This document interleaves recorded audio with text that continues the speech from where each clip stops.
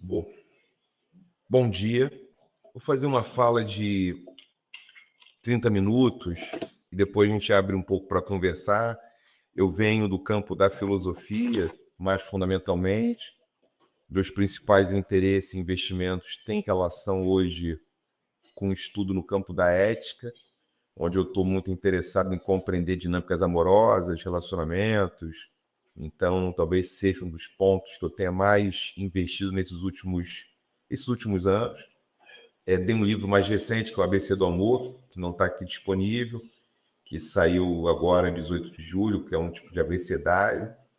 E tenho discutido, dialogado com o campo, com aquilo que a gente tem chamado de estudos contracoloniais, né, que tem muito a ver com Antônio Bispo dos Santos, Diego Bispo, Manstella Groschos, Ailton Krenak. Vou fazer uma formulação em torno do que foi a provocação do evento, que é justamente raízes presentes e futuros ancestrais. Então, vou procurar caminhar por isso a partir do repertório que eu tenho pensado e estudado. De cara, eu começo com essas três questões, uma forma de lidar com essas três questões filosóficas, a relação que nós temos com o mundo, conosco e com os outros. E aí, para responder essa pergunta, de alguma maneira, existem assim dois universos de imaginário social e imaginário cultural que o Nego Bispo vai nomear de cosmofobia e cosmofilia. Isso tem lastro com outras autoras e autores no campo da biogeografia, tem no campo da história, no campo da antropologia. A gente encontra muitas autoras e autores que operam a partir de elementos que são muito próximos a isso. Cosmofobia, compreendendo culturas que têm uma relação com a natureza, consigo e com aqueles com quem convivem, em que o medo predomina. E a cosmofilia, ainda que o medo esteja presente, ele não é o afeto fundamental de organização. Ou seja, culturas cosmofóbicas são culturas que vão ter uma arquitetura muito mais de muralha, vão ter mais exércitos permanentes e vão sempre operar, elas operam naquilo que é uma dinâmica malthusiana ou neomalthusiana. O que o Thomas Malthus traz como geógrafo, como demógrafo, é uma ideia de que tem pouco recurso para muita gente. Se tem pouco recurso para muita gente, a lógica colonial ela vai operar da seguinte maneira: como tem pouco recurso e são muitos grupos, muitos povos, o que vai acontecer? Os mais fortes têm que fazer a gestão hegemônica desses recursos. Então, todas as formas de dominação estão relacionadas a partir desse pressuposto com um imaginário que tem pouco recurso para muita gente. Então, a lógica da guerra vai estar instalada. É necessário tomar o território. E essa mesma lógica cosmofóbica que também vai estar presente nos sistemas de opressão, como o patriarcado, que é um sistema muito brutal, como o racismo, como todas as formas, como a cis-heteronormatividade, tá? Como as relações de classe, que objetificam a classe trabalhadora. Então, toda essa dinâmica está presente numa lógica que é cosmofóbica, que é o que está ali escrito, quem quiser fotografar, precisar, quiser, tá? Fica à vontade. Fazendo um contraponto, indo para o elemento para os organismos humanos, usando a teoria polivagal, que eu tenho mexido mais para os últimos anos, isso criaria basicamente dois tipos de comportamentos. Um comportamento de colapso ou de paralisia, ou comportamento de luta e fuga. Ou seja, isso dificultaria essa relação de conexão, uma relação de conexão e de resolução dos conflitos sem o recurso da violência. Então, os conflitos que são inerentes ao nosso convívio, né, comunitário, a nossa relação conosco, com o meio ambiente, esses conflitos são resolvidos com o uso excessivo da força no imaginário da cosmofilia. E isso vai criando justamente um sequestro amidalar. Essa é um pressuposto de alguns teóricos da neurociência, que é funcionar no medo e na raiva. Então é muito mais fácil mobilizar as pessoas para funcionar com medo e raiva, o que vai criar uma relação de necessidade de segurança e outros de tudo que pode decorrer de sociedades que se organizam em torno da necessidade de se proteger e manter seu grupo seguro, né? Então, essas identificações, isso tem também uma noção que o bispo trabalha, que o Krenak trabalha, que eles falam de formas distintas, mas se aproximam, que eu vou chamar aqui de ideologia da tribo eleita. Tem um imaginário cultural que ele está firmado a partir dos monoteísmos, né, dos 3 monoteísmos, judaísmo, cristianismo e islamismo, que existe uma seleção espiritual e só alguns herdarão o paraíso. Esse paraíso não é para todos. Então, essa disputa espiritual ela é deslocada para o mundo de uma forma que tem uma disputa onde alguns merecem o paraíso e outros merecem o inferno e a danação eterna. Então, uma luta ferrenha. É nesse cenário de guerra que a gente precisa falar de um outro registro, que é a cosmopercepção. A Yoronke Oyumi é uma autora, né? Ela é nigeriana, ela tem trabalhado muito a partir de perspectivas culturais iorubais, perspectivas culturais, em que ela vai trazer uma noção que é a noção de audição de mundo, paladar de mundo, tato de mundo. Por quê? Na cultura ocidental, a gente fala muito em visão de mundo, né? E isso tem a ver com Aristóteles, no livro Metafísica 1, acho que eu coloquei ali, não sei se eu coloquei, acho que eu coloquei, porque no começo do texto da Metafísica 1 de Aristóteles, ele vai dizer que o ser humano prefere a visão, como sendo o sentido que mais dá acesso ao mundo. Só que a Yoronke Oyumi vai dizer uma coisa, ó, isso é de algumas culturas. Tem culturas que preferem pensar o acesso ao mundo pelo paladar, pela língua, pelo sabor.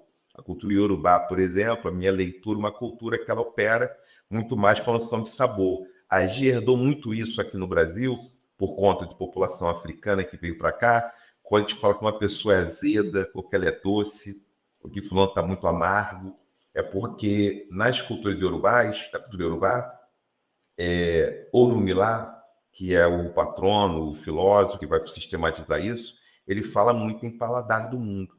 Ele fala que a gente acessa a realidade saboreando, né? Então, essa é uma noção que a gente usa pouco. E aí, para falar de futuro ancestral, falar disso, né? Tem uma hegemonia da visão. Essa hegemonia da visão tem muito a ver com o mundo em que a gente está entupido de tela, né? A gente usa tela, faz parte, são muitas, não são poucas. E nessa epidemia de tela, talvez a grande questão de ancestralidade, que é um termo que ele está muito usado, e eu conversei isso com o Ailton Krenak, conversei isso com o Bispo, o Nego Bispo, o Nego Bispo, Antônio Bispo dos Santos, que eu coloquei a foto, ele ancestralizou em 2023, né? Ele está plantado lá no Quilombo, no Sacurtume, lá em São João do Piauí. Eu estive lá na Confluência da Lua, que é uma festa da lua cheia, que ocorre todo ano, no mês de julho. Ele está plantado ali. A gente foi lá, né, fazer uma cerimônia e eu conversei com o Ailton Krenak sobre justamente essa ideia de ancestralidade. Eu pude trocar ideias com ele sobre isso. Ele estava falando uma coisa, é um tempo que ficou muito gasto, em certa medida. O que a gente está entendendo quando fala de ancestralidade, né? O que está entendendo por isso? Ficou alguma coisa que a gente usa, o futuro ancestral, está muito popularizado, mas a gente talvez não saiba muito bem o que isso significa, porque talvez falte, seja necessária uma sustentação teórica para pensar o que se entende por ancestralidade. Eu nem mobilizei a Soconfu Sumê, não trouxe a imagem dela aqui, mas ela dá uma resposta muito interessante para a ancestralidade, que é a quem aquilo que nós pedimos ajuda quando temos um problema e a gente não tem um recurso de ordem material para a resolução daquilo. Então, a ancestralidade está ligada ao recurso que é de ordem espiritual. Tem a ver com isso, ancestralidade. Mas por que eu estou falando de ancestralidade, que é o tema do evento, Futuros Ancestrais, e eu trago digamos assim, um certo entre aspas, diagnóstico do cenário contemporâneo, que é justamente de que estamos em epidemia de tela. E esse aqui é um quadro que o Siddhartha Vivek, que é alguém que estuda sono, né? Então isso tem a ver com muitos encontros com o Siddhartha, e a gente fez eventos junto, e aí, crise do sono, uma crise, né, de sono, usamos muita tela. E quais raízes nós podemos recuperar? Que raízes presentes são essas? A gente pode recuperar o que mais de raízes? Eu acho que é essa formulação que o Ailton faz do futuro ancestral tem que haver, e aí a minha hipótese é a gente precisaria criar espaços presenciais, recriar, ou retomar espaços presenciais para contar os sonhos. Essa é a fundamental, a hipótese fundamental. Esses espaços, por quê? Lá no Paleolítico, as pessoas dormiam mais cedo. Dormiam sem ter despertador. A tecnologia não interferia no nosso sono. Então, a ideia que eu tenho aqui como para pensar, né? A gente tem outro problema que é a crise climática, né? Como é que isso vai afetar o nosso sono? Vai afetar o nosso tempo de estar de pé. Isso casa com muitas autoras e autores. Vou trazer aqui o Bill Schuman, que é um autor que acho que a maior parte conhece, tem circulado muito, né? Da Sociedade do Cansaço, uma sociedade hiperativada, onde o nosso tempo livre diminui, onde o tempo de produtividade é muito alto. Então, talvez seja muito isso, essa transformação do humano em máquina produtiva, seria um fator que dificulte a nossa relação com futuros ancestrais, onde a gente vai perdendo a conexão com o próprio ritmo ou dinâmica da natureza. A gente vai assumindo um outro ritmo, outra dinâmica para a vida. E essa dinâmica com a vida, eu vou dizer aqui tanto um autor que eu gosto, que é o Malcolm Ramose, porque o Ramose, ele faz de polidiálogo. Polidiálogo é a capacidade que nós temos de estabelecer diálogo com seres que não estão presentes e com viventes de outras espécies. Quando a gente fala em diálogo, a gente está falando em conversar com alguém do nosso mesmo grupo, mesma espécie. Para que a gente possa conversar com alguém, com um estrangeiro que fala outra língua, a gente fala com alguém do mesmo grupo, né? Mesma categoria, né? Animal. Só que polidiálogo é uma capacidade de conversar com o rio, por exemplo. Aquilo que Ailton Krenak, Mãe Stella, meu Xóssi sempre disseram, né? Eu converso com o rio, eu converso com uma árvore. Por isso que muitos povos tradicionais ensinam. Vai entrar numa mata, na floresta, você pede licença para tocar a árvore. Vai entrar no rio, pede licença para entrar no rio, para entrar no mar. Porque ali tem gente. Quem pode dialoga entende que esses viventes são pessoas, né? Para ser pessoa, precisa ser humana. Tanto algumas culturas chamam os rios por nomes próprios, né? Yara é uma pessoa. Por causa de Oxum, Oxum é uma pessoa. Iemanjá é uma pessoa. E a relação com essa pessoa que faz a diferença naquele ambiente. Quando o Ailton Krenak fala que o rio Aku, que é o Aku do corpo Krenak, é porque mudar o curso do rio é uma violência contra uma pessoa. Como se fosse cortar o braço, cortar uma perna, de cortar alguém que tem um ritmo próprio, que tem uma forma própria de se estabelecer. Então, essa é uma noção. O Ailton conta uma história, acho que está conhecida, a história que ele conta, que um antropólogo foi conversar com uma xamã indígena, e essa xamã do Xingu, o antropólogo ia falar com ela, e ela estava parada de costas para ele, olhando uma pedra. E aí ele reclamou, pô, já está aí uns 5 minutos. Aí eu alguém disse para ele, ó, ela está conversando com a irmã dela. Aquela pedra faz parte da comunidade, aquela pedra tem coisas para dizer para ela, e é isso. E ela está ouvindo, só tem para dizer. Então, polidiálogo tem relação com isso, o polidiálogo, tá? O Ubuntu é talvez uma tecnologia cultural que pode ajudar a pensar sobre isso, né? O termo Ubuntu, ele não, ele, a gente pode chamar de humanidade, é uma forma, é uma palavra que existe em Zulu, Ubuntu. Tem outros idiomas africanos ou da língua africana que tem um conceito muito próximo, mas sem dúvida o Ubuntu é o mais popular, o mais conhecido, porque tem muitas filósofas, filósofos, gente com patologias e humanidade que tem sistematizado filosoficamente, como o Ramose, sistematizou. E a tradução melhor, que eu acho, é uma pessoa através de outras pessoas. Que eu sou porque nós somos, mas eu gosto de uma tradução mais completa. Uma pessoa é uma pessoa através de outras pessoas. O que não significa uma relação incondicional de amor, mas significa que é necessário compartilhar o território, é necessário resolver os conflitos, é necessário não abandonar a nossa capacidade de enfrentar os limites e as fronteiras. Talvez seja muito isso, né? Reconhecer as fronteiras.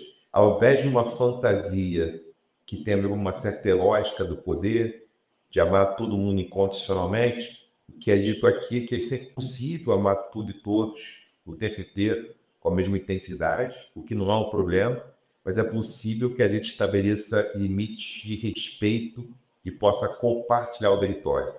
O que o mundo está propondo é um tipo de cosmopolítica, uma política que inclua a natureza, assim como os originários, como o que o Krenak fala, e essa política que inclui a natureza, ela inclui também algo que está presente na filosofia Ubuntu.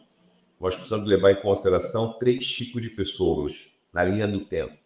Sendo do ponto de vista do espaço, a gente conversa com todos que habitam o espaço, independente de serem humanos ou não. A gente tem que conversar com o meio ambiente, com a natureza, com a maneira como o clima está estabelecido, como a gente interfere no clima. A gente tem que conversar também com seres que já estiveram aqui, que são os ancestrais, e com seres que estarão aqui no futuro, que é a futuridade, que é o termo que eu tenho usado. Por faltar palavra de língua portuguesa para esse termo, outras coisas africanas. Então, ancestralidade e futuridade. Futuridade são os espíritos que não têm matéria ainda. Ancestralidade são os espíritos que já tiveram matéria. E pessoas presentes ou nós que são em matéria espírito até o presente momento. Então, é necessário conversar com esses 3 tipos de pessoas. É necessário escutar quem já passou, é necessário ouvir quem virá, para estabelecer uma política, estabelecer relações de ocupação territorial que sejam viáveis, sejam possíveis de manter na vida.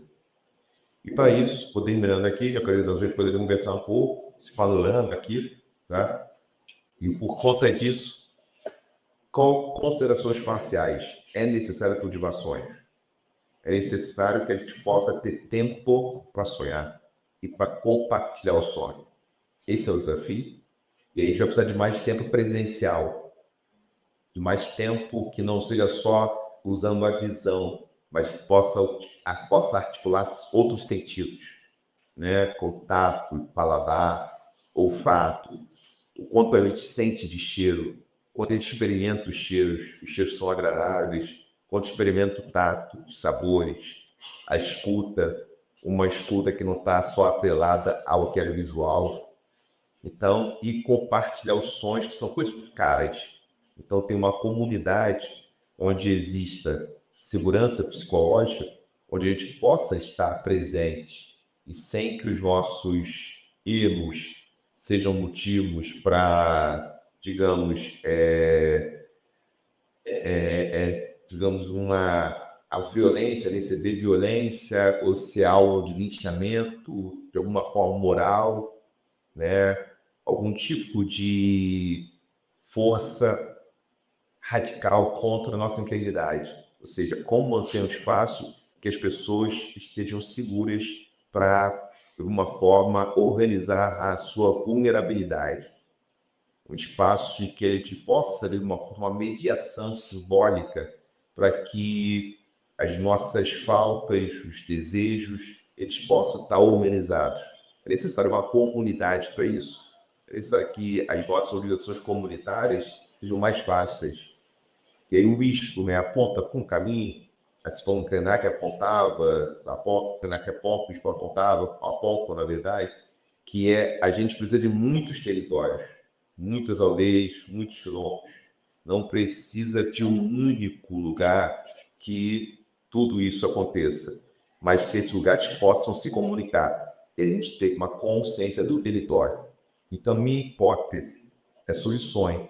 De uma forma mais curta, para a gente poder conversar. Eu sei que tem um almoço, entendo que teve os contratempos, então eu vim de uma forma mais curta e coloco aqui minhas informações, para quem tiver alguma necessidade, interesse. O que eu faço nas obras de fora é celebrar casamento, então celebrante de casamento. Então, seu casamento. Tudo isso no nosso andamento, né? Então, eu faço celebrar quem for, que gosta de casar, o pai no balcote, eu faço a celebração que é a cara do casal. Eu estava ali numa village de Bampara, essa foto, do ano passado. Eu passei meu aniversário lá em Pamafco, aqui na Babacô, mas é próximo ali. Estava ali ali no Polo de Africano. Então, essa foto aí. É isso. Por favor, é um pouco essa ideia, né? A ideia fundamental sobre o sonho no final, essa trajetória. Futuro ancestral é aquele futuro que viabiliza que a gente possa continuar sonhando e compartilhando o sonho. Quando uma comunidade começa a esquecer as pessoas do que elas sonham antes de dormir, depois que elas acordam, esquecem esse sonho, essa sociedade está mais passível de resolver os seus problemas usando violência. Essa é a ideia central e agradeço o tempo de vocês de poder conversar um pouquinho sobre esse tema. Obrigado.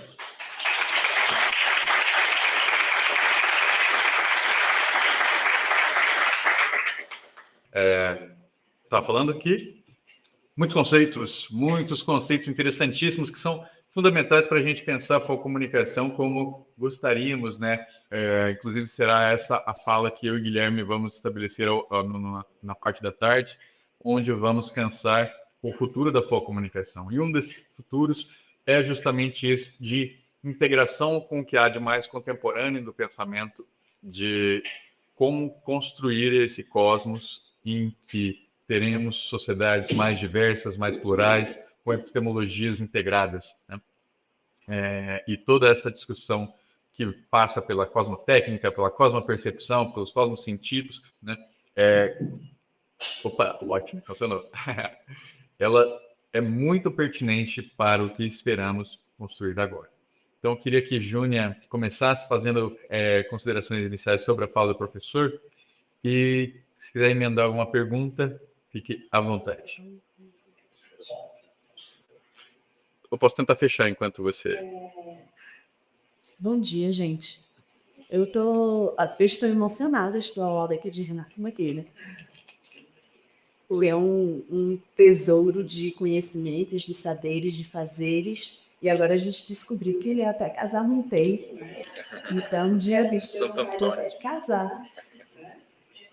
É renovar a foto. Imagine o casamento. Meu Deus. Eu cheguei um pouquinho atrasada, né? Está chovendo no Rio de Janeiro, está tendo um estaguinho no Rio de Janeiro. A gente continua falando que Rio de Janeiro continua lindo, mas que lindezas são essas, né?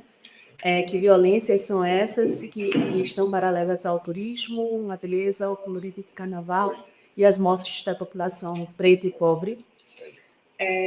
O Renato, eu acho que foi muito feliz esse nosso encontro do Renato com a Foco Comunicação, porque o termo decolonialidade está na moda e muitas vezes a gente trabalha ele dentro das universidades, falando de decolonialidade, do elogio à nossa cultura, o elogio aos nossos saberes a partir de autores outros que não são do nosso solo, né?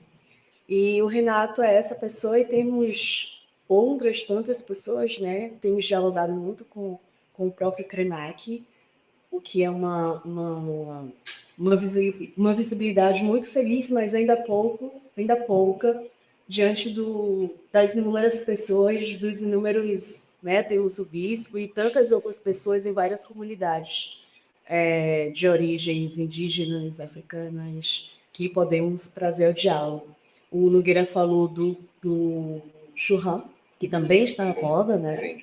Por favor, fechar os olhos, estamos todos conectados nessa tentativa de uma racionalidade sensível, né? Que é uma coisa que está lá desde Platão, razão sensível, inteligível, e a gente hoje está buscando isso a partir das nossas próprias raízes. Eu tenho uma pergunta que é uma pergunta que me inquieta, antes de passar para as pessoas que participarão. Onde buscar esperança? Eu vejo os teus trabalhos e eu falo assim, puxa, ele tem tanta esperança, sabe? Tem tanta violência, tem tanto sangue, a gente está sendo dizimado todos os dias, a todo minuto, a gente está brigando dentro das universidades para estabelecer um espaço epistemológico, né? Comprar essa cultura ocidental eurocêntrica. E ele tem tanta esperança, como a gente pode beber um pouquinho dessa fonte? Obrigado por essa questão, né? Você trouxe uma coisa importante, trouxe uma coisa aqui importante que é o campo, né? Os estudos pós-colonial, decolonial, contracolonial, que partem de pressupostos muito parecidos, né? Como é que o sistema mundo se organiza? Norte global, sul global, isso status coloniais, né? Como o Stonewall, por exemplo, como a SPIPAC, GATS-BIPAC, que são pós-coloniais. Os decoloniais estão aqui na América Latina, né? São muito aqui, vizinhos, Catherine Walsh, Minolo, né? São decoloniais. Mas tem os decoloniais, que são geralmente autoras e autores quilombolas indígenas, né? Que eu acho que isso é interessante trazer. E aí uma outra pegada, né? É um pouco distinta a maneira como se organiza. Onde buscar esperança, né? Eu moro com 3 pessoas, eu divido a casa com 3 pessoas, e é um adulto, uma adolescente e uma criança, e a adolescente falou aqui dessa feira, poxa, sem esperança, né? Devido ao acontecido, né?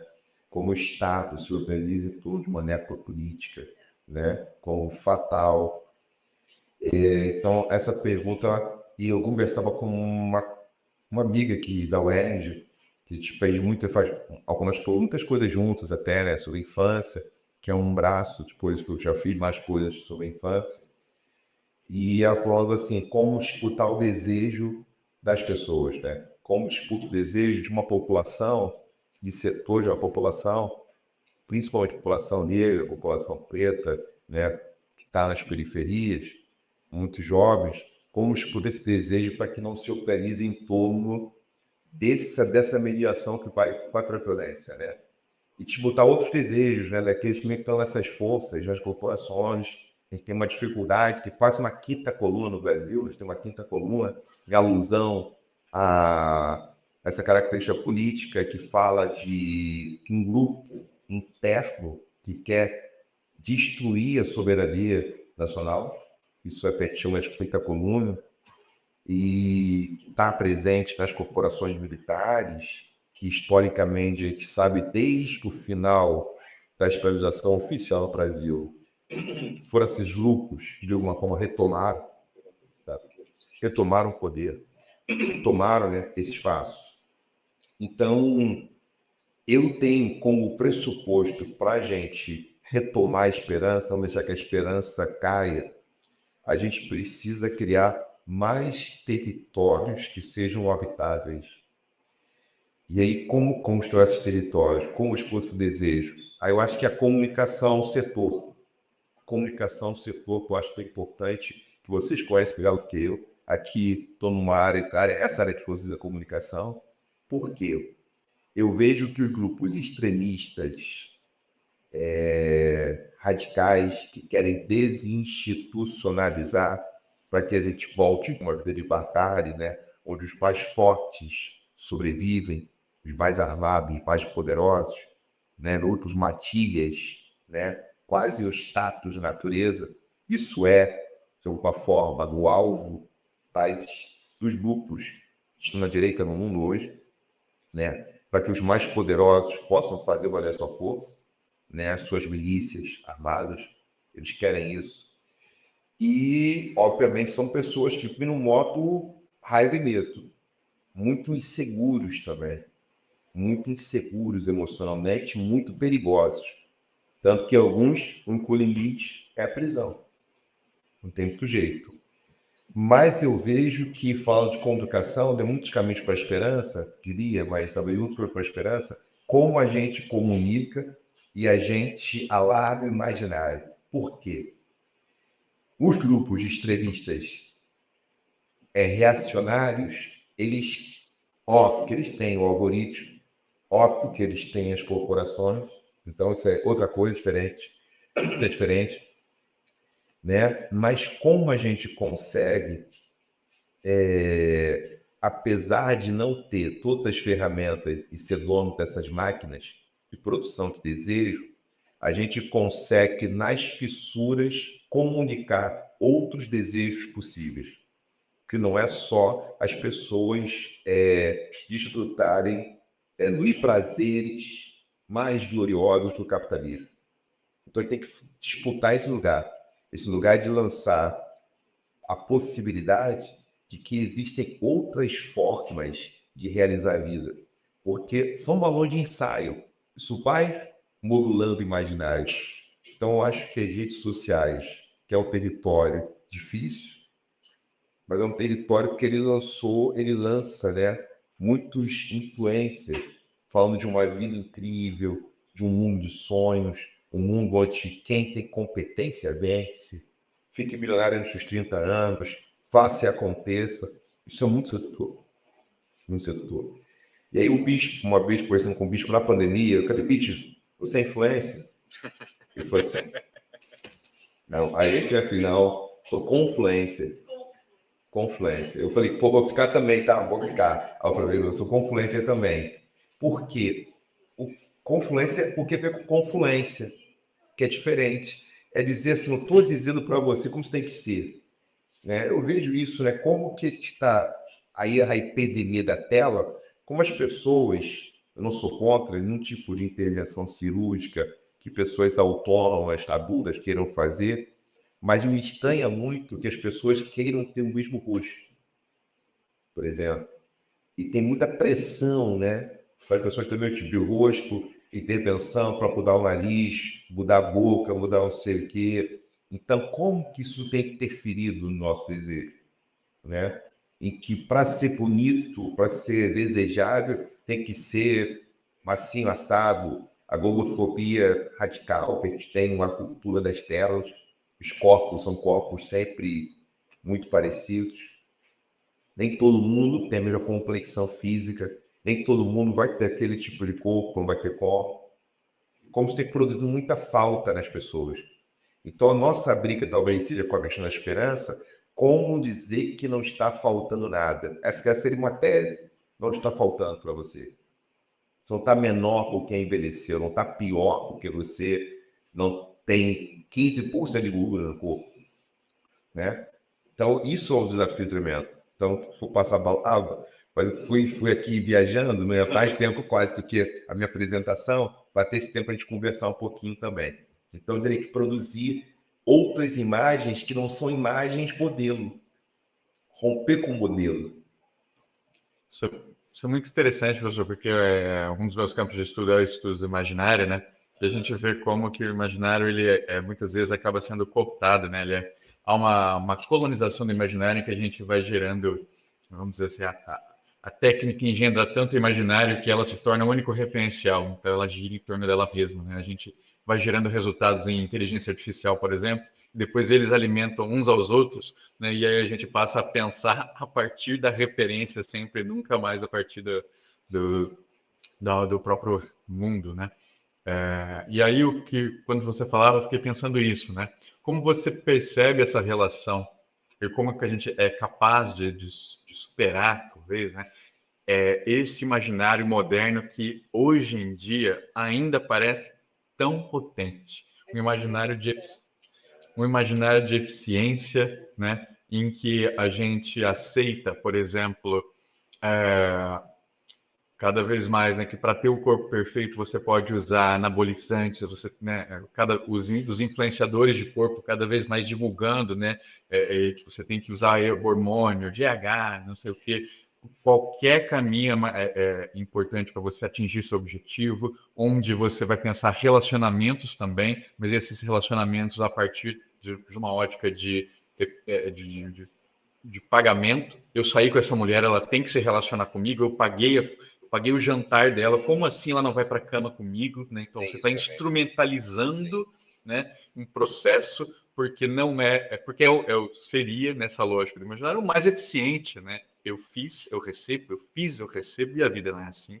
Então você vai olhando para todos os aspectos e como que, inclusive midiaticamente, né, vai se reforçando em nós essa lógica de eficiência, progresso, aceleração, e tudo aquilo que tergiversa inquieta, incomoda. Você está aqui falando reunido para falar de culturas populares, saberes populares, parece não fazer sentido para algumas pessoas que estão ali buscando os estudos ligados mais àquilo que vai dar o lucro, aquilo que vai dar mais, ou um lucro simbólico também, né, de você se tornar uma pessoa referência em uma área, né, que quem vai para os campos da cultura popular dificilmente vai alcançar.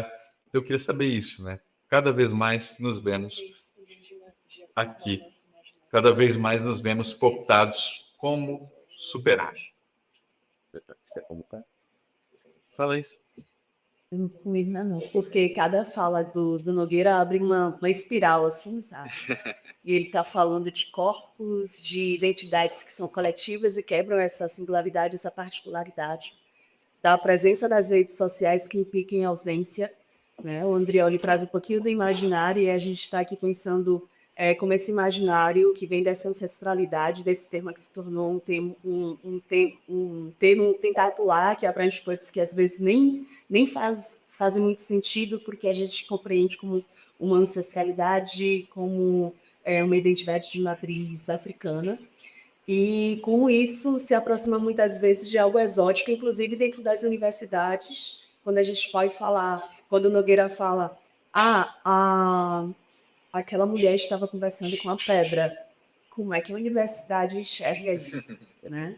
A gente vai chegar numa sala de aula e vai passar essa atividade, essa leitura para um aluno, para uma aluna, e esse estudante vai chegar e vai falar, professora, como assim?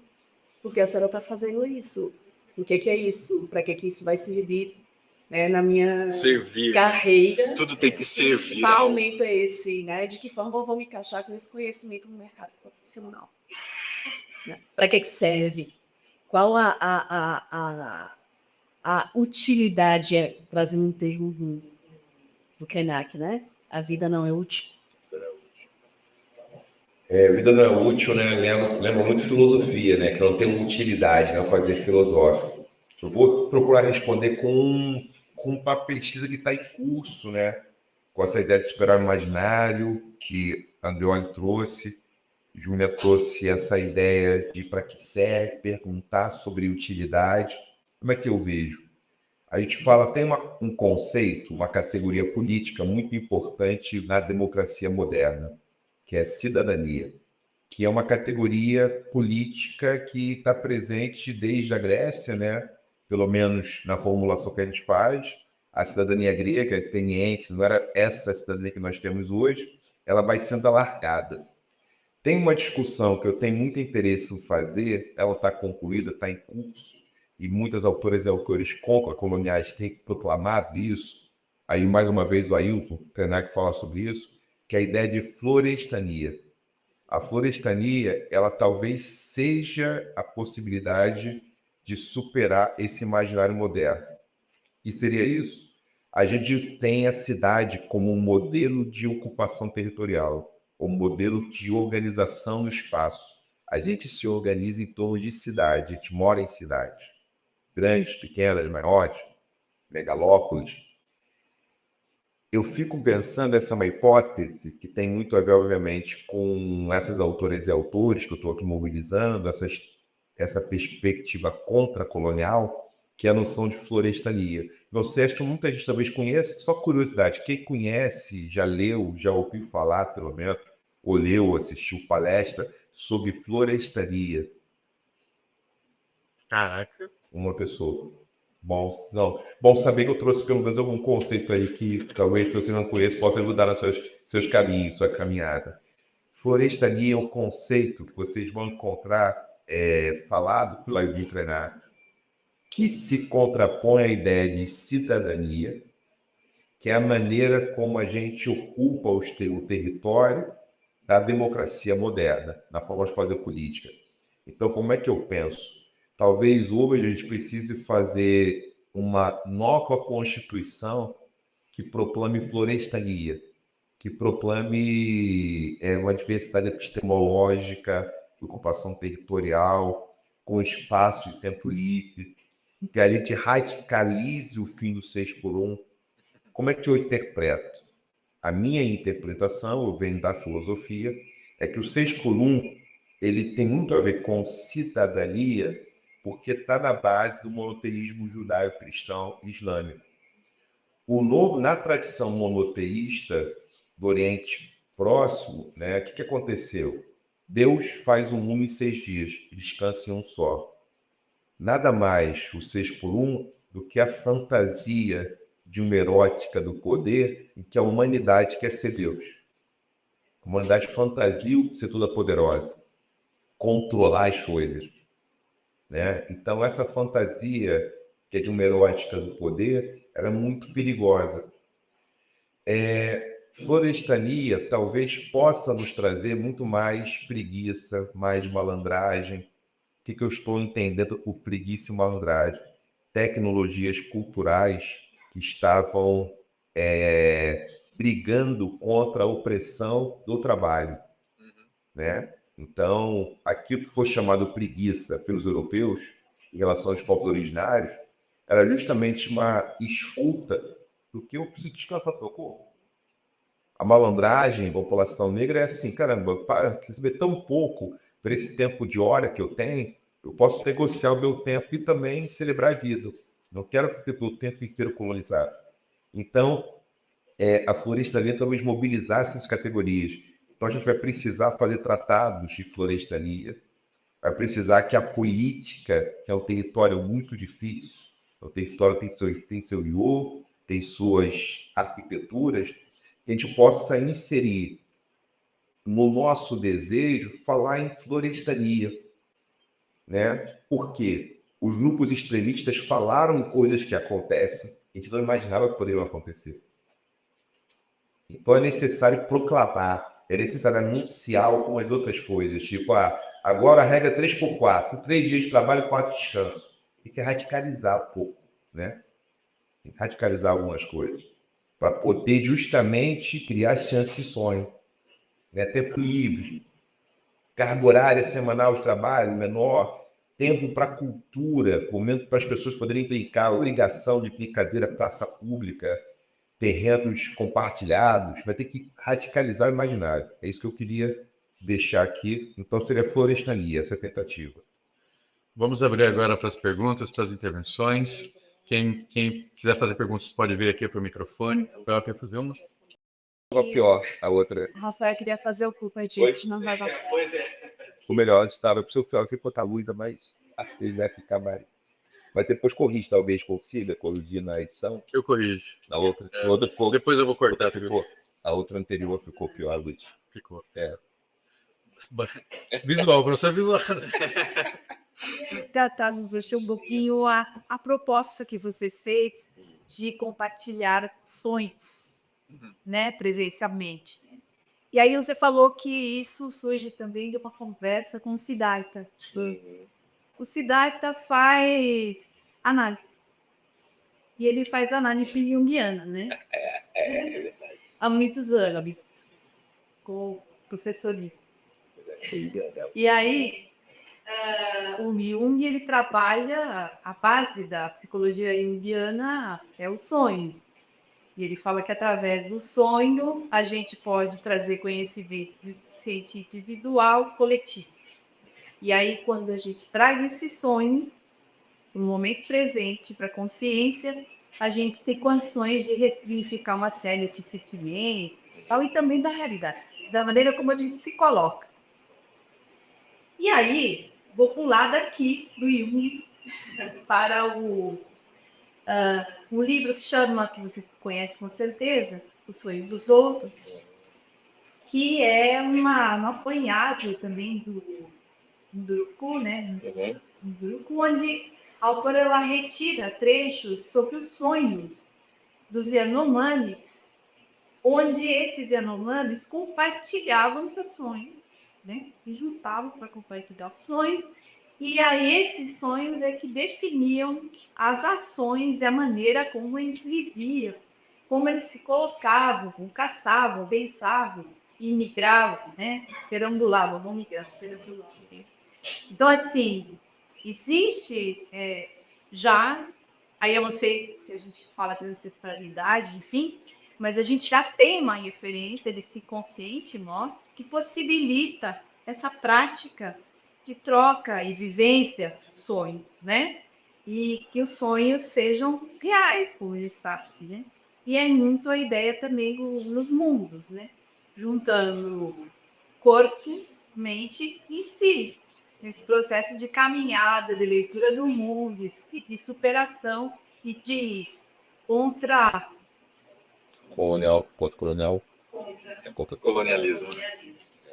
Queria só que você comentasse um pouco mais dessa coisa da vivência do sonho, que eu acho que isso é fundamental e que isso, quando você fala, né, Júlia, como é que a universidade vai ver essa coisa de conversar com a pedra? Eu acho que tem alguns campos que já conversam, né, que ajudam a gente a pensar e experiências como essa que você propõe vão facilitar no poder estar tendo para a gente conversar com muitas pedras e com o nosso mesmo. Bem, vamos fazer um bloquinho, Flávio, chega aí. Temos muita ação. A gente podia... Passou até a fome, né, gente? Passou até a fome. Bom dia. Gostaria de agradecer ao Binaco pela inspirador. Agradecer também por esse momento que ele foi, como que eu só nesse momento cedo consegue sentir um pouco além do enxergar alguns processos que a gente vive cotidianamente, não só nas pesquisas que nós desenvolvemos, mas também nos espaços que nós pertencemos. E aí, eu gostaria de trazer uma experiência pessoal, né, já fundamentar a minha pergunta. Enquanto o dia para falar do Vinato, eu pensava na perspectiva colonial do fazer ciência. E eu acabei de publicar meu livro, que é fruto da minha pesquisa de mestrado, que eu desenvolvi uma comunidade de balisteiros catadores de tapete em Aracaju. E eu não queria só publicar minha dissertação, porque a dissertação que sabe do espaço acadêmico, ela está publicada enfim, pela universidade, né, que tiver acesso e que tiver endereço, puxa essa pesquisa. Mas eu precisei de maturidade também e precisei de tempo também para entender algumas questões do fazer ciência. E aí eu vi também que surgiu do canal e eu vi algumas questões que nunca me passaram pela cabeça, que foi justamente de olhar para a comunidade e não só partir da visão, mas do sentir, daquilo que eu senti durante a minha pesquisa, que é uma comunidade que faz parte também da minha realidade, lá da minha terra. E eu monto questões desse livro que eu não mencionei na minha dissertação por conta das limitações desse fazer ciência ocidentalizado, né? Colonial. E eu percebo que hoje, quando eu conto essa experiência nos espaços que eu frequento, as pessoas às vezes não entendem, e eu sinto até a resistência da própria universidade, da própria academia, de olhar para a ciência com esse sentido mais subjetivo, que nos permitir sentir também, para além da visão, aquilo que a gente vivencia nesses espaços que também são nossos, né, que também pertencem a gente, e que também nos atravessam. Nós não somos seres para além desse mundo, né? Nós pertencemos a esse mundo, nós analisamos para as nossas pesquisas.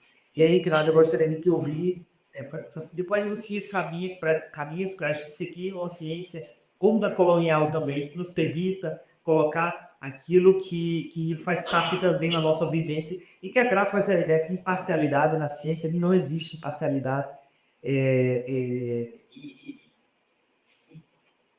impedir, né, que a gente entre nessa discussão para provar que ciência é aquilo que nós fazemos, no que nós estamos falando também, nosso objetivo para pegar todo o espaço. Mais uma, professor? Vamos ao bloco de três, o que você acha? Acho. Então, agora, Neuci, certo? Muito bem, Neuci. Neuci, inclusive, que vai dar uma oficina para gente de baiana de carnaval às 17h30, viu, gente? Então, imperdível, aqui na saída do IACS. Primeiro, eu quero agradecer a tudo que eu acredito, a minha fé, por estar aqui e justamente podendo e fazer uma pergunta. Por favor. Agir por pequenas coisas que nos trazem alegria, que nos trazem paz, que nos trazem fé e esperança. Não quero mais falar desse fatídico dia. Eu quero seguir a vida à frente, adiante, pedindo a tudo que eu acredito, que mesmo que demore um pouquinho, a gente possa reunir forças e vencer por isso. Porque o mundo não foi criado para isso. Nós não fomos criados para isso. Quando você falou em florestania, eu viajei muito longe. Aí eu até escrevi. Ouvindo você falando agora em florestania, fiz quase que uma aproximação à fé e Yorubá. E eu queria saber se eu posso aproximar a florestania à base nessa fé, nessa crença.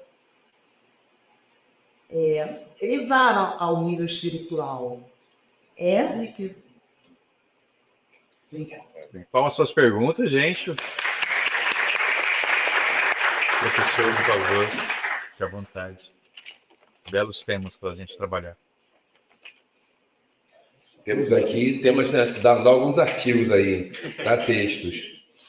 Jung, eu fui fazer mestrado, quando eu fiz mestrado, eu tinha uma proposta na época, comecei mestrado em 95, na UERJ, no Departamento de Filosofia, e aí o outro ano, acabou que eu saí, porque eu estava querendo sair do Rio de Janeiro, que eu morava em São Carlos, fiz da bola para São Carlos, e eu fui com uma proposta, quando eu tinha 23, 96, a proposta de fazer mestrado, e era filosofia, epistemologia da psicologia e psicanálise. Aí eu falei, vou estudar o Nietzsche com Jung. E aí acabou que ele falou assim, para estudar Freud. Aí eu fui fazer o trabalho dela.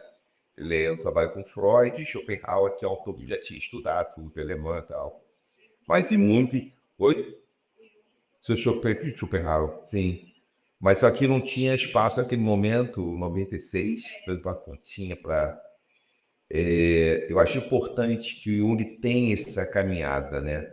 Você citou o sonho dos outros, como é que eu vejo? E aí a sua questão, se eu entende bem, é para eu comentar isso, né, de forma mais geral. Vou comentar Viabilizar esse compartilhamento presencial. presencial. Eu acho que precisa criar espaços, talvez para isso, mais comunitários, para fazer isso que é compartilhar o sonho. Nem que a gente possa fazer, que eu tenho sugerido,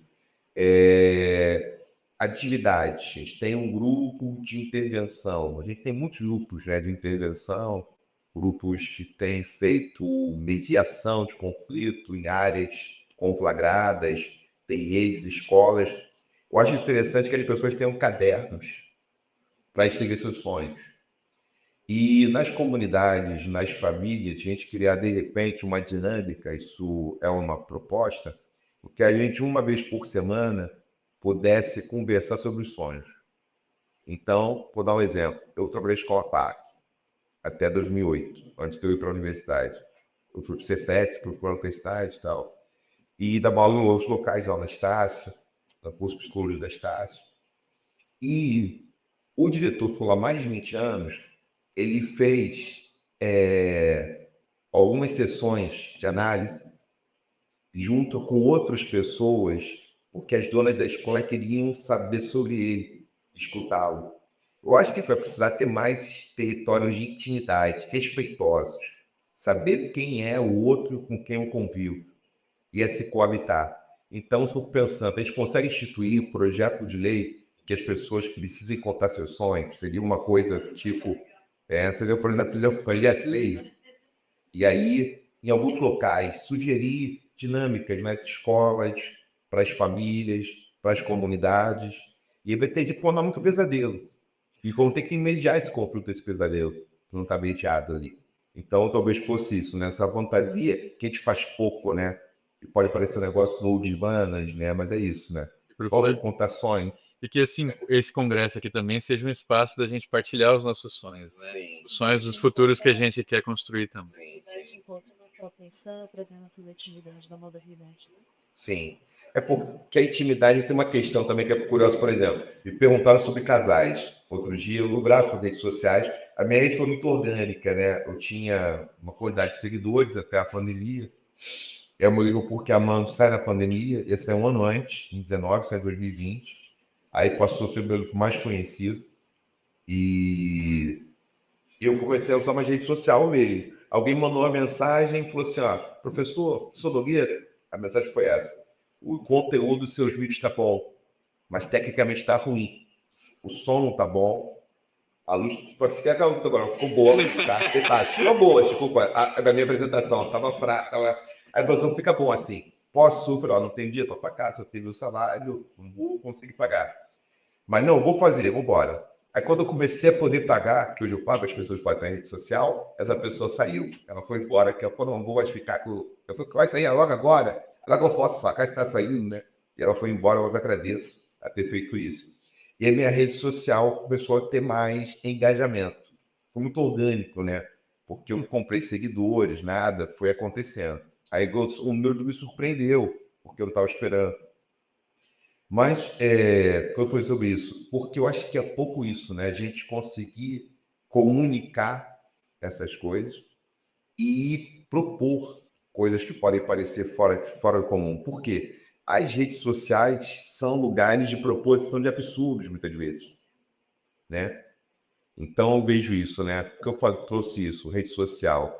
Porque me perguntaram sobre casais, é o casal X. Eles parecem maravilhosos, publicam tudo. Um belo dia, milhões de seguidores ficam aos prantos porque se separaram. Ninguém imaginava. E aí você pensa, é um casal que não tem muito tempo para intimidade. Café da noite está gravado. Tudo está gravado. O almoço, vocês grava tudo. Que tempo eles têm para intimidade? Né? Essa questão. Porque tem essa fronteira entre público e privado, ela perde força. E aquela vida que é de ordem privada, íntima, ela vira uma cena pública. Isso enfraquece muita coisa. Então, acho que esse é o problema, talvez.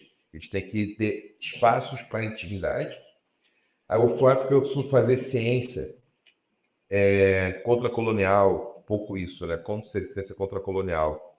Eu acho que a gente tem que tocar um ponto que é muito difícil, que é o próprio sistema de produção. Eu não faria, talvez, uma formulação que seja, digamos, com algum grau de profundidade, se a gente não pensar qual a relação entre capital e trabalho. Eu acho que essa é uma questão importante. A relação capital e trabalho, a relação entre patriarcado e trabalho, a relação entre racismo e trabalho. Como essas relações se dão? Por que eu digo isso? Porque o nosso imaginário, ele está cooptado por uma validação que depende do enunciador. Vou dar aqui um exemplo rápido. Evento de gastronomia em São Paulo. Tudo cheio. Tinha uma palestra de 2 chefes sensação do ano. Um chefe francês, radicado do Brasil, uma chefe pernambucana, uma mulher negra. As salas foram lotadas dos dois. No final, as pessoas eram perguntadas, dava nota para ele e para ela. Ele, um homem branco. As notas dele foram melhores que a dela.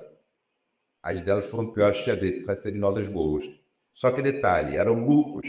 Era cerca de 100 pessoas numa plateia, 100 na outra, ao mesmo tempo a palestra, e era um ator e uma atriz. Falaram a mesma coisa. Mas o conteúdo não é tão radicalmente relevante, porque se é um homem, ele nem é francês, para ser, tudo bem, bom ator. Então, o nosso imaginário está dizendo, sendo um homem, sou francês, a comida é top. ela sotaque pernambucano, te satisfaria.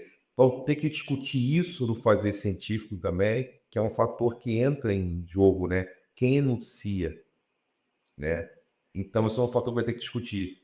Como esses marcadores, todos eles são muito, interferem muito, dá muito ruído na maneira como a gente recebe. Até porque no Brasil o cardápio peri foi feito por mulheres negras e mulheres indígenas tocando esse cardápio, mulheres negras escravizadas, né? Reformularam e trabalharam para esse cardápio. E quando tem muita visibilidade e sucesso, homens brancos que colhem mais os louros. Então tem a ver com isso que ele vai ter que discutir, que não é fácil. Cis, heteronormatividade, conceito de família, como eles estão mobilizados, isso interfere fazer científico também, é um fator. E capitalismo. Produção, investimento, tem que ter investimento, tem que traz recursos. Neuci, florestania, fé urbar, eu acho que dá um artigo isso, dá um trabalho, uma pesquisa. A florestania tem a ver com uma crítica à monocultura, porque a monocultura é justamente, né, você planta as coisas parecidas e próximas num lugar só. A florestania está falando assim, a gente pode ter aqui mamão perto de melão, está perto do cacau, está perto de uma série de outras espécies. A gente pode ter tudo que a terra dá, não proibir aquilo que pode ser produzido e a terra pode dar. Então, a gente vai falar de uma diversidade radical que é própria da vida. Só que a nossa fantasia narcísica, essa é uma expressão que o Ailton usa, umas coincidências contracoloniais, né? Eu uso uma expressão que Ailton já usa. Ailton Krenak usa e eu tenho usado também, que é síndrome do vampiro. Que é essa fantasia que eles têm de não deixar que o tempo passe. E isso impede que a gente possa se enxergar. Então tem muito narcísico nesse problema, que eu só consigo conviver, ou assim, o que tem a ver com o pacto da branquitude, que é um pacto narcísico, só consegue reconhecer aquilo que se parece ao seu próprio espelho. Isso é uma dificuldade muito grande no imaginário branco, da branquitude. Eu estou a falar só de pessoas brancas, mas a branquitude como sistema, mas que afeta as pessoas brancas, o privilégio é de tipo racial, que é reconhecer valor só naquele que parece que nasceu eleito por ser branco. Então, essa é outra fantasia perigosíssima, perigosíssima. Essa fantasia misturada com o patriarcado, ela cria uma fantasia de gozo tão radical que cria uma compulsão ejaculatória, uma expressão imperiana, o que transforma o falo tênis, o falo arma, como sendo lugar de ejaculação. Essa é a fantasia perigosíssima, né? Ou seja, isso está em muitos homens que querem ter a única forma de gozo é atirando, né?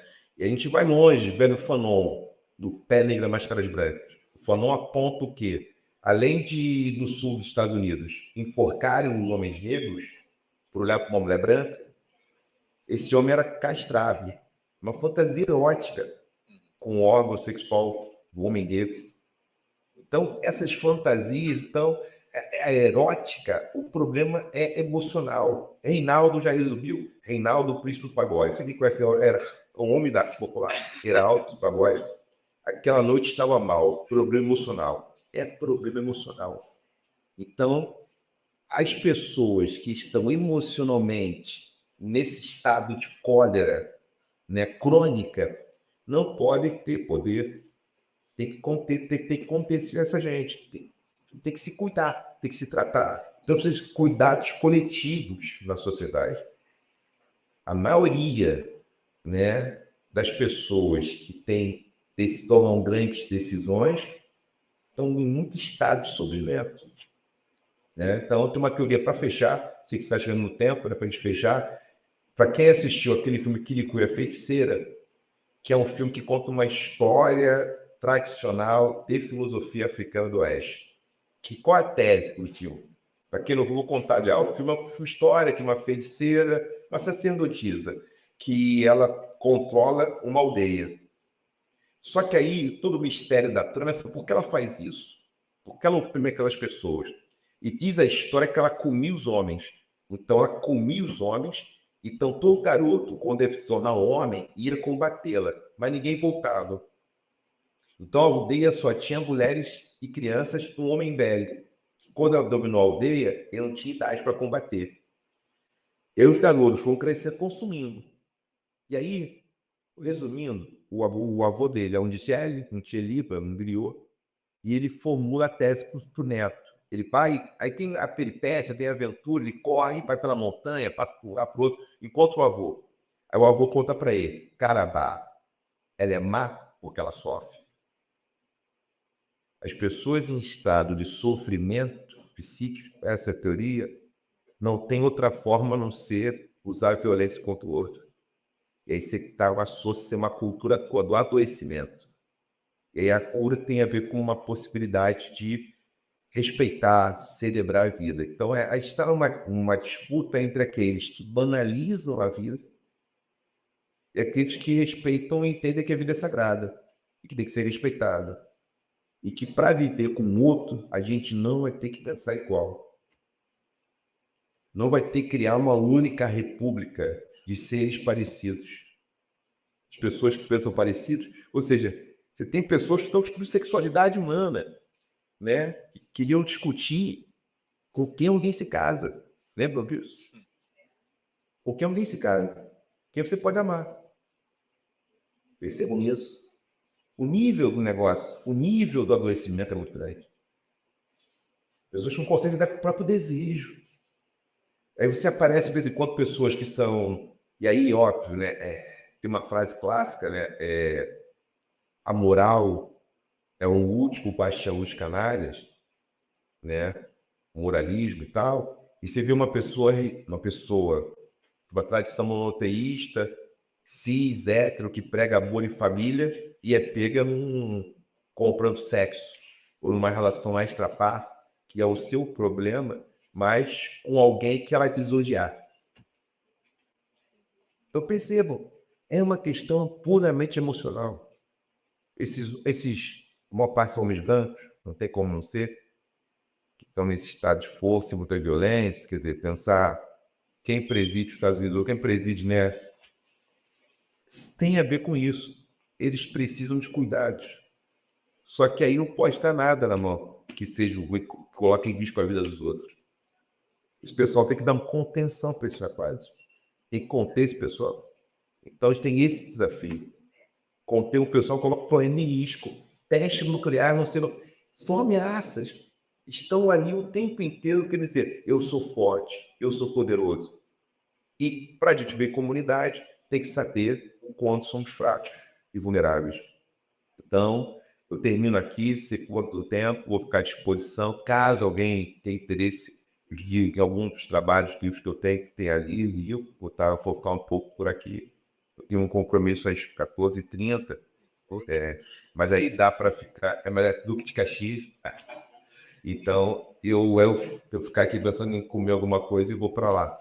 Então, fico à disposição, quem quiser conversar, quiser alguma coisa, passa a palavra e meu sentimento de gratidão pelo tempo de vocês, para a gente poder trocar essas ideias.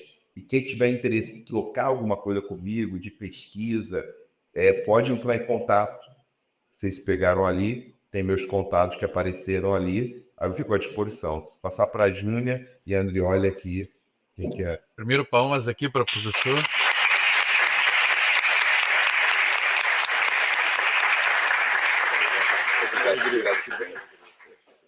Se ficar à disposição, é um perigo, né? Não, mas eu vou sem fraude, sem favor. Eu falo para a pessoa honestamente o que faz sentido, que a gente pode comungar. Se você não orientando ao trabalho, orienta tal coisa, por exemplo. Eu hoje estou pensando mais relacionamento, atualmente. Então, eu estou numa onda ali dos próximos 30 anos. Eu acredito que eu vou pesquisar realmente mais comunidade. Eu estou entrando nesse desafio, né? Todo o enfoque em relação a isso. Aos conflitos de gênero, étnico-raciais, de classe nos relacionamentos. Então, estou muito interessado nisso atualmente, né?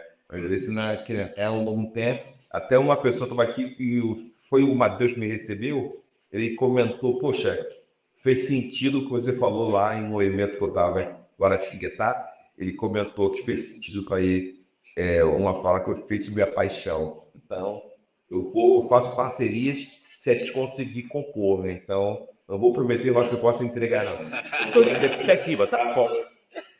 Só ver Cal, próxima conferência, lesa sobre relacionamento. Qual comunicação e o amor? A nossa última chamada da DIC, da Revista Internacional de Fogo Comunicação, foi exatamente sobre fogo comunicação e gêneros, não lembro se a chamada que está aberta. Seria, assim, absurdamente interessante se a gente pudesse ficar mais tempo e fazermos essas convergências. O Nogueira falou aí uma palavrinha griot, que é uma luta que vem de uma política da institucionalização de uma política griot que nasceu lá no Peripodemic dos Pontos de Cultura, lá na Bahia. E só para trazer essa informação que desde outubro foi aprovado pelo Congresso Nacional, mais de 10 anos depois de luta, o PL, né, da instituição para a Política Nacional Rio. Agradecer a todas, todos os que estão aqui, com um pouquinho de fome, mas parece que a fome foi esse meio, está maior, eu ficaria mais ó. Com certeza. Gravo Nogueira pela disposição do seu tempo, da sua sabedoria, do seu engajamento, tá? Da sua confiança. E por todas as experiências que você traz, por todo o seu trabalho. E quando você representa normalmente, dedicadamente a menos de nós que vamos voltar para os nossos espaços e tentar compartilhar e multiplicar. Porque eu acho que o conhecimento é isso, ele só existe se for compartilhado. E a sua partilha é sempre muito agradeço. Pessoal, então encerrando, né, gostaria de agradecer também, repetir as palavras de Júnior para o professor Nogueira, Renato Nogueira, e dizer que quando a gente escolhe esse tema, né, Raiz do Presente e Futuros Ancestrais para a Focom 2025, não imaginava quão assertivo seria a escolha de encerrar, né, a nossa palestra magna com a presença do professor, que com certeza reflorestou muitos imaginários, né, com esta apresentação. Para a instrução de vocês, retornamos às 14h no outro bloco. Tá? Esse é o bloco O. Nós iremos agora para o bloco J. Não confie na minha cabeça, confie na programação. Bloco J, que é o IACS. E lá nós já estamos posicionando as placas de cada GT. Acho que vocês podem se organizar por lá. Depois, retornamos aqui para a fala de Cadu Alvorada, Anderson Alvaz, e não sei mais quem, sobre... José Messias, sobre as encruzilhadas digitais da cultura, tá? Messias estuda gambiarra, Cadu é de festas populares, Anderson Alvaz, criador do coletivo Folclore Bem. Até breve, bom almoço. Nos vemos.